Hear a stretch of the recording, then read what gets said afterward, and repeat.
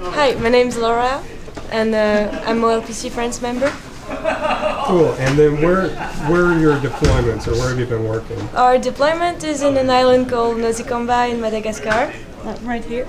It's in a small island in the northwest of Madagascar. It's in a village called Antitorn, and there's a development project in this village. Cool.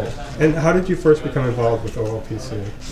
I found out about Olpc because I found out first of the development project led by Stefano Palazzi in my school, and then I found out about Olpc, because they're EXO in this village, so I get involved and I became a member because I liked it too much. So.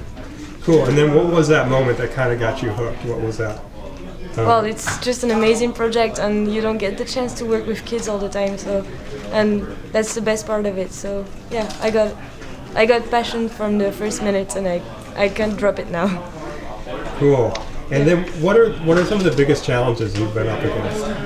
Well, our biggest challenges must be to find adapted content to Madagascar, because we need activities that are suitable for teachers and kids there to be able to learn something with the EXO. So we tried to work on that as much as possible. So we deployed e-book in Malagasy, for example, and that's one of the work that we intend to keep on doing.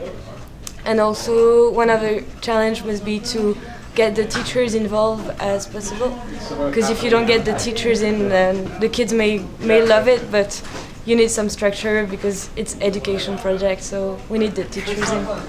What kind of techniques would you use to get the teachers involved?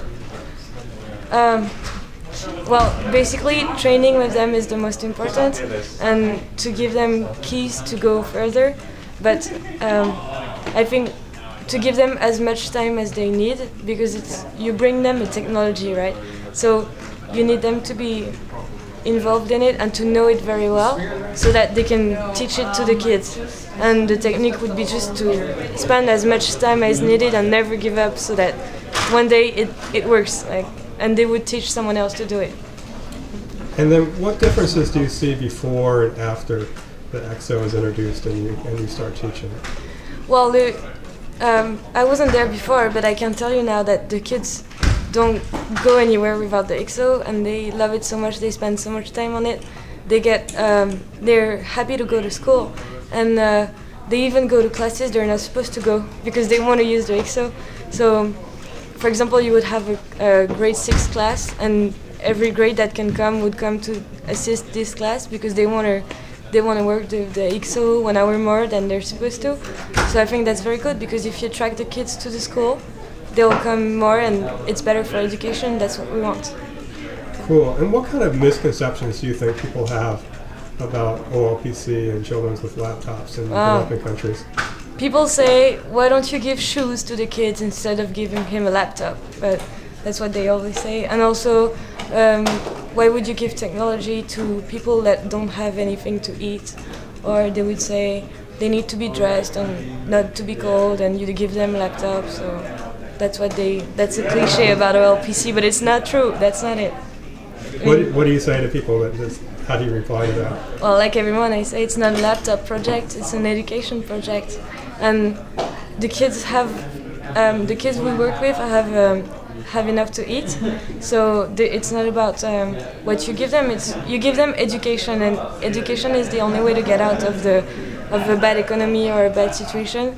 And if you get the kids to go to school and to like it and to work on it and to work after school, I think there's nothing more you can do. Like, school is the only way. It's where everything happens, and kids is the more important. So that's it. And then, how would you say this project has changed you, or changed how you look at life? It changes everything. Well, it's more, you get more open-minded, you meet some more people, and you get, for example, I flew from Paris to here today. I've never been to San Francisco, and now you get gathered with so many people talking about the same project that you share, and you also work with people older than you. And for example, I'm a student and I'm teaching a teacher how to use a material that I know how to use but they don't know. So that implies that I have to change my behavior, because I have to be very, very humble. And you need to learn those things, and if you don't learn that, you don't succeed. And that changed me, because you need to learn how to behave yourself in a different culture. Going to Madagascar is it's a lot different from what we know in Paris, so you gotta adapt, and if you adapt, you need to learn, and if you learn, you get a better person. So yeah, that changes.